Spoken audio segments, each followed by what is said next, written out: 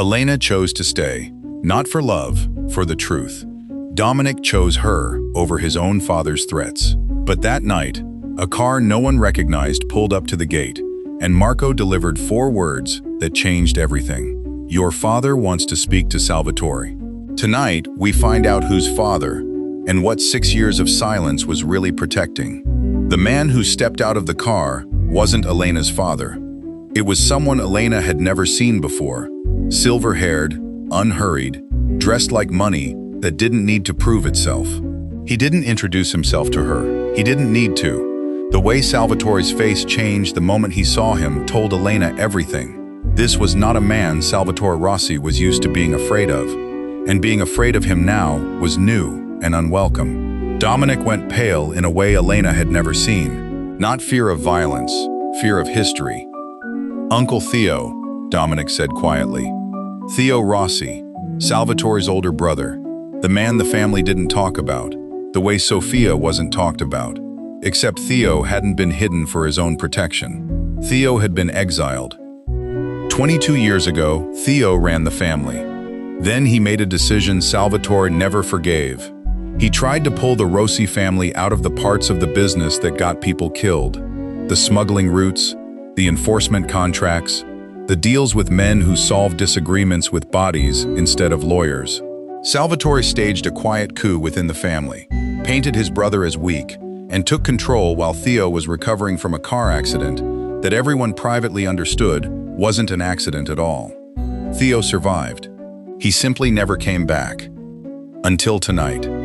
Elena listens from just inside the doorway as Theo explains himself to Dominic, deliberately loud enough for Salvatore to hear every word.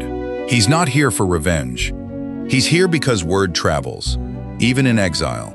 Word that Salvatore threatened to make his own granddaughter by marriage disappear the same way he tried to make Sofia disappear 22 years ago after she witnessed a killing. Theo already knew about Sofia. He'd been quietly funding a second, smaller account into her care for years. The family's dirty secret had 2 guardians, not one, and only one of them ever told Salvatore. Salvatore doesn't panic in front of his brother. He negotiates. He offers Theo the one thing Theo actually wants and has wanted for 22 years. To see Sofia safely, in person, for the first time since she vanished. But Elena notices something Dominic doesn't catch in the moment. Salvatore agrees too quickly. He's not being generous, he's buying time. While the men posture, Elena drives back upstate to warn Sofia what's coming. Not the reunion, but the danger underneath it. Sofia isn't surprised. She tells Elena that Salvatore has spent 2 decades rewriting the story of that night in his own head until he believes he's the victim of it. That in his mind, Sofia's silence was owed to him, and her survival since then has only ever been a loan he could call in. He didn't let me live because he's merciful, Sofia says. He let me live because dead daughters ask questions in ways that alive, controlled ones don't. Back at the estate, Marco, reinstated the moment Theo arrived, because Salvatore needs loyal muscle visible again, quietly tips off Dominic that Salvatore has scheduled a private meeting with a name Dominic recognizes with dread. A fixer the family used exactly once before, the same year Sofia disappeared. The kind of man you call when you need a problem to stop existing, permanently and untraceably. Salvatore isn't planning a family reunion. He's planning to remove every remaining loose end in one night. Theo, Sofia, and possibly Elena, and frame it as an unrelated tragedy. Dominic finally reveals to Elena the full scope of what he's spent 6 years building. Not just a private fund, but a paper trail. Redirected shipments, falsified manifests, names and dates that prove Salvatore ordered the original killing Sofia witnessed. Evidence Dominic has been sitting on as insurance he hoped he'd never need to use. Using it means burning the family from the inside. It means Dominic becoming the man who destroyed his own father. Elena, for the first time, isn't the one being protected. She's the one asking Dominic if he's ready to actually do it. Elena reaches Theo before the reunion and warns him. Theo isn't surprised either. He'd suspected as much the moment Salvatore agreed too easily. But Theo has his own plan. He spent his exile building relationships with the very authorities Salvatore always assumed the family was untouchable to.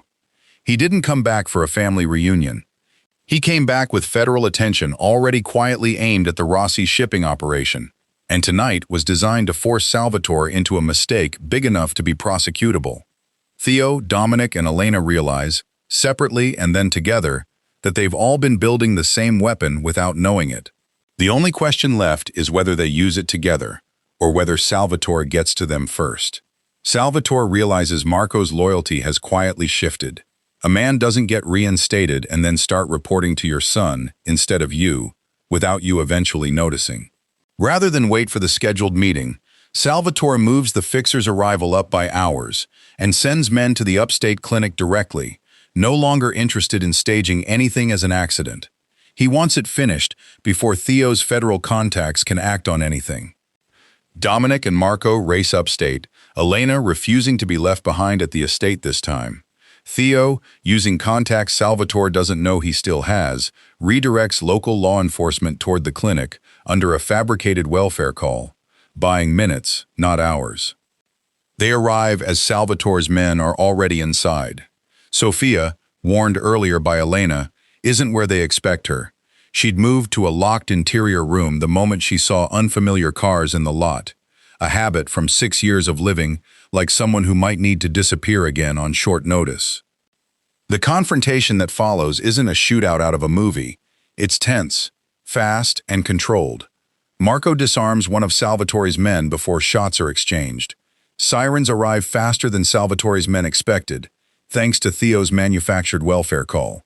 Dominic gets to Sofia's door seconds before it would have mattered.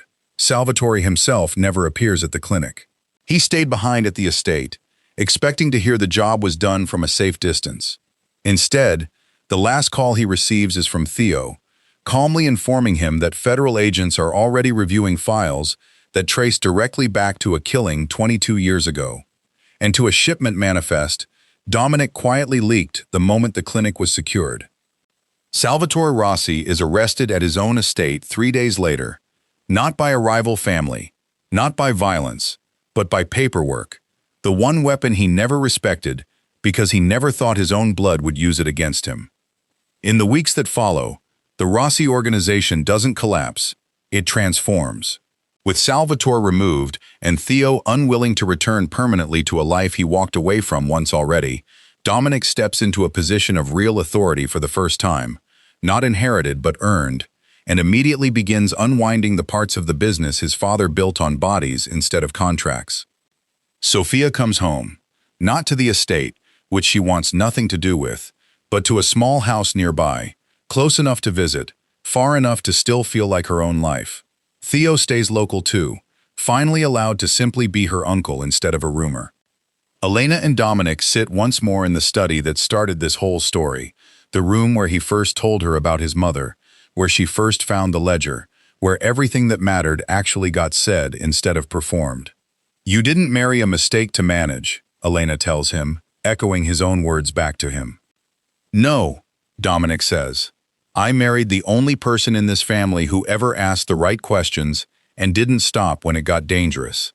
Months later, a courier arrives at the estate with a small, unmarked package for Dominic. No return address. Inside, a photograph of a woman none of them recognize and a note with only 4 words. "You have her ring." Season 1 is over, but someone else's ring has a story too. New series coming soon on Shadow Families.